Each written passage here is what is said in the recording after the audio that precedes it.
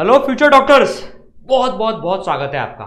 तो यार इस वीडियो में हम देखने वाले हैं काइनेटिक थ्योरी ऑफ गैसेस, केटी जिसको बोलते हैं, उसमें से नीट किस में से ज्यादा क्वेश्चन पूछता है।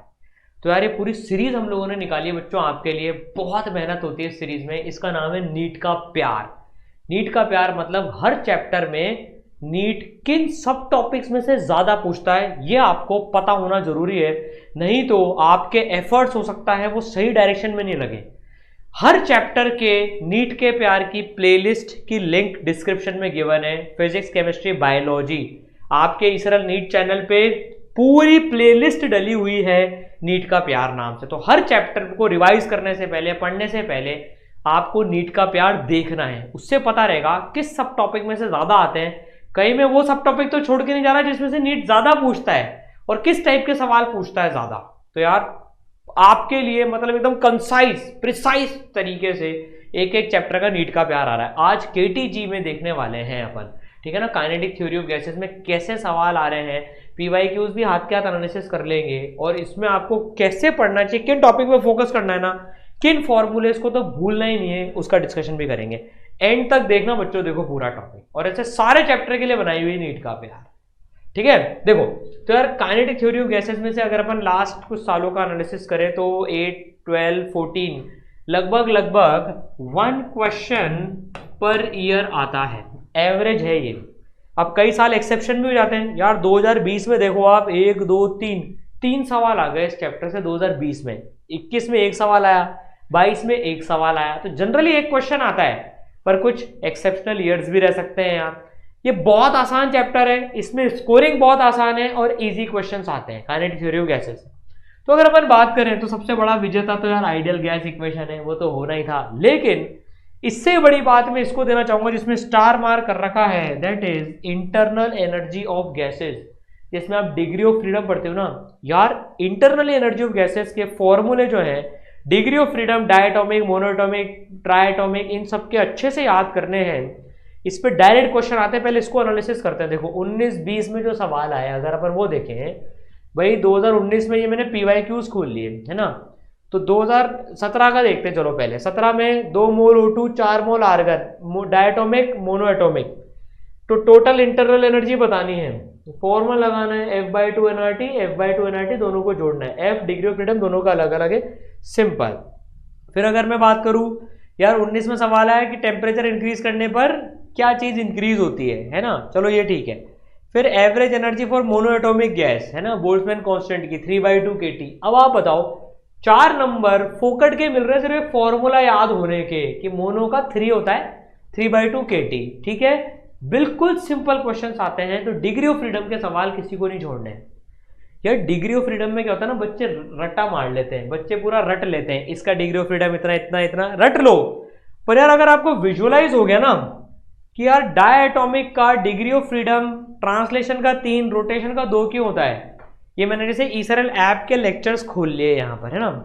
इसमें केटीजी में डिग्री ऑफ फ्रीडम का सब टॉपिक खोल लिया मैंने। अब आप देखो, इसकी मैं स्पीड बढ़ा देता हूँ, आप यहां से देखो, ये पूरा यहां से आप विजुअलाइज कर सकते हो कैसे ट्रांसलेशन में 3 डिग्री ऑफ फ्रीडम होते हैं। देखो डायटोमिक मॉलिक्यूल है, कैसे रोटेशन में फिर आप देखोगे, रोटेशन मोशन में कैसे 2 डिग्री ऑफ फ्रीडम ही होते हैं इसमें। तो जब अपन विजुअलाइज करके चलते हैं ना, जब अपन विजुअलाइज करके चलते हैं, देखो प्रैक्टिकल भी बता रहे हैं और एनिमेशन से भी आप देख रहे हो। देखो ये वाई एक्सिस के बोर्ड ऐसे घूम रहा है, ठीक है ना। तो भाई ऐसे सारे सब टॉपिक के लेक्चर्स आपको विजुअलाइजेशन के साथ में मिलेंगे, ठीक है भाई। आप देखो डिग्री ऑफ फ्रीडम का 28 मिनट का लेक्चर है, आप 2x पे देखोगे तो 14 मिनट में पूरा लेक्चर विद विजुअलाइजेशन समझ लोगे। ट्राइटोमिक में क्या हो रहा है, डायटोमिक में, और देखो जेड एक्सिस के बोर्ड ऐसे घूम रहा है, ये है ना। एक एक चीज आपको समझ में आ जाएगी कि कैसे काम हो रहा है। तो विजुअलाइजेशन जब पढ़ते हैं ना तो एक अलग लेवल का कॉन्फिडेंस आता है। फिजिक्स में लोग इसलिए तो मरते हैं क्योंकि विजुअलाइज नहीं करते, रटने की कोशिश करते हैं, एग्जाम में गलत हो जाता है यार। 5 था, 6 था, 7 था, क्या था यार। और ये विजुअलाइज करके अगर जाएंगे तो पूरा विजुअलाइज हो जाएगा भैया कि इसमें 5 ही क्यों होते हैं टोटल, रोटेशन में 2 ही क्यों होते हैं, क्योंकि देखो इसके about the moment of inertia 0 इसका। This is how visualization help. बहुत मेहनत लगी इन लेक्चर्स को बनाने में, 4 साल लग गए मेरे को पूरी फिजिक्स के लेक्चर्स बनाने में बच्चों। एक एक एनिमेशन के साथ में, है ना। तो आपको अगर इसमें कंफ्यूजन हो डिग्री ऑफ फ्रीडम में, तो ईसर लैब डाउनलोड करना, उसमें फिजिक्स के लेक्चर में जाना, केटीजी में जाना, डिग्री ऑफ फ्रीडम देख लेना। 15 मिनट आपकी लाइफ के जाएंगे, पर डिग्री ऑफ फ्रीडम जिंदगी में आप कभी नहीं भूलोगे, ठीक है। सो ये लेक्चर्स वैसे काम आ जाएंगे। देखो डिग्री ऑफ फ्रीडम 3+2 5 कैसे हो गए, ट्रांसलेशन के 3, रोटेशन के 2, ठीक है। चलिए, तो डिग्री ऑफ फ्रीडम का तो खेल समझ में आ गया। अब जो है स्पीड ऑफ गैसेज में √3RT/m RMS ज्यादा पूछी जाती है, 18 और 21 में RMS ही ज्यादा पूछी गई है। तो VRMS का फॉर्मूला तो याद होना चाहिए। और इसमें भी क्या है, कंपैरिजन करवाते हैं। जब आप 18 और 21 का सवाल देखोगे, 2021 में जो सवाल आया भाई कि भाई 2021 में, हाँ कि भाई ये average kinetic energy of molecule कितनी होती है, ठीक है। Total internal energy root mean square speed gas की कितनी होती है, √3RT/m, ठीक है। सिंपल 2018 का अगर अपन सवाल देखें इसमें बच्चों, तो भाई कितनी स्पीड पे जस्ट सफिशिएंट हो जाएगा अर्थ का एटमॉस्फेयर छोड़ने के लिए, ग्रेविटेशन के साथ जोड़ दिया, एस्केप वेलोसिटी RMS के बराबर कर दी, आपको टेम्परेचर बताना है ना।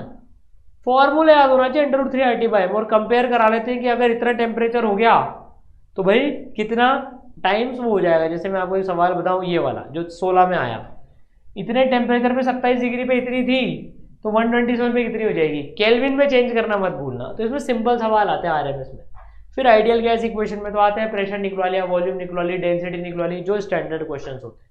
मीन फ्री पाथ में 2 सवाल आए, इसका फॉर्मूला याद कर लेना। मीन फ्री पाथ का पूरा कॉन्सेप्ट आपको पढ़ना है, तो उसका वीडियो लेक्चर भी अलग से है, ठीक है ना, पूरा विजुअलाइजेशन के साथ में। बट इससे सवाल थोड़े से रेयर आते हैं। 2020 में आया हुआ है, ठीक है ना, 2020 में और 2014 में। मीन फ्री पाथ का फॉर्मूला पता होना चाहिए, ठीक है। तो ये था आपका KTG। तो समराइज करें, ये वाला पार्ट बहुत इंपॉर्टेंट है, इसके सारे फॉर्मूले याद होने चाहिए, विजुलाइज करके करोगे बेटर तरीके से कर पाओगे। सारे चैप्टर्स के नीट के प्यार की लिस्ट आपको डिस्क्रिप्शन में गिवन है, प्लेलिस्ट पूरी। हर चैप्टर का देखो बच्चों, एक भी चैप्टर में छोड़ो। हो सकता है आपको कोई ऐसे सब टॉपिक मिल जाए, यार बचा लिया मेरे को सर ने, यार मैं तो इस सब टॉपिक छोड़ के जा रहा था, कम से कम वो तो मत जाओ। मूर्ख नहीं बनना है हमें, जो साफ साफ दिख रहा है ना कि यार तो पूछता ही है, वो एनालिसिस हम कर चुके हैं, आप छोड़ो मत उसको। All the best.